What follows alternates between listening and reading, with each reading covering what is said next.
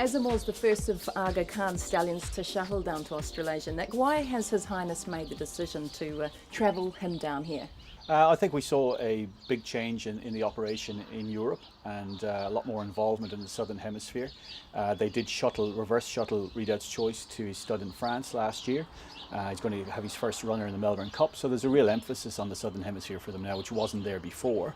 And the decision was made to bring two stallions, of which Azamour was the first to shuttle. So in many years of breeding stallions, I think these are the first horses ever to come to this end of the world. It's very exciting.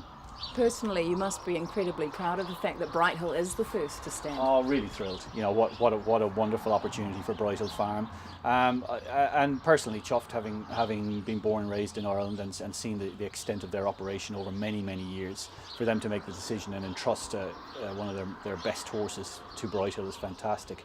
But also a huge coup for New Zealand, that they've identified New Zealand as a breeding environment where a stallion can get a fantastic opportunity. I think, as I say, it's as much a coup for New Zealand as it is for Brighthill. How did the deal with Aga Khan, one of the biggest breeders in the world, come about? I think it was a culmination of a lot of things, because a lot of people over many years have tried to get this deal done and have stallions for the Aga Khan in the Southern Hemisphere. I think there were a lot of things in our favour. New Zealand was one of them.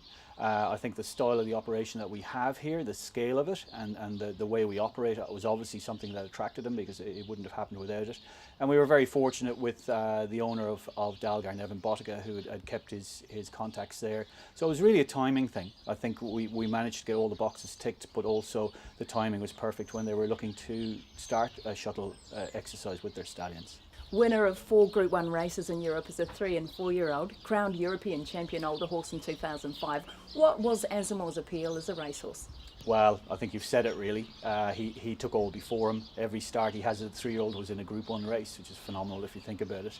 The quality of the races that he won as well, I think the 2 races that really stand out, at Royal Ascot, the St James Palace Stakes over a mile, which he had a lot of ability over a mile, and then the King George Queen Elizabeth Stakes, which is a proven stallion making race, to show that he could get that 1.5 miles, was a phenomenal win. And as I say, these are races that produce top class stallions, and as you mentioned, as a 4-year-old to be the highest rated older horse in the world just shows the level. I mean, Azamour is of a quality of as good as any stallion that's ever set foot in New Zealand, so phenomenal racehorse.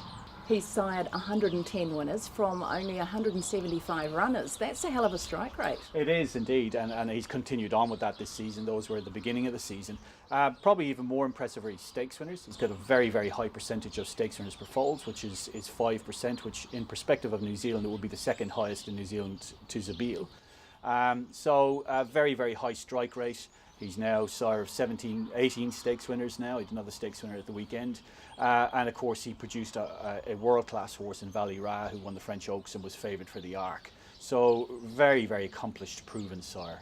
By a son of Northern dancer Night Shift and the talented Azamour, do you think New Zealand breeders recognise the quality in his pedigree? Oh, I think so, and I think we were very fortunate to have a son of Night Shift here who's very successful in a line that makes it a sire line that they can relate to. And then if we go back further in his female side, he's out of a Darshan mare, and we've had a lot of successful stallions here, including High Chaparral, are out of Darshan mares and around the world, of course. So pedigree easily recognisable for New Zealand breeders. At his peak, he was rated the 3rd best racehorse in the world. He looks very imposing. How would you describe him physically? I think the thing that excited me the most, and hopefully the footage will come across to the breeders, is when you see him for the first time, the penny drops. You can see in him physically why he was such a great racehorse. He's a very athletic horse, and when he moves, he floats.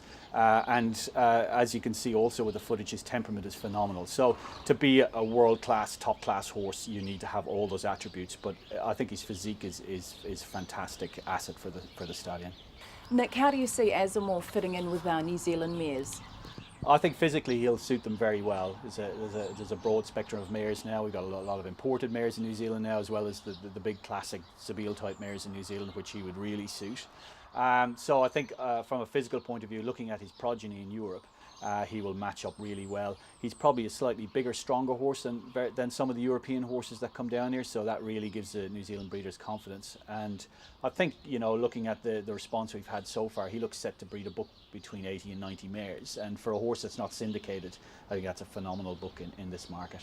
Service fee of $12,000. How did you arrive at that figure? Well, I was actually very fortunate in the situation that I was allowed to decide the service fee, and we realised that it's been a tough few years for breeders in New Zealand, so it creates a huge opportunity. Certainly a stallion that could have been stood at a much higher service fee.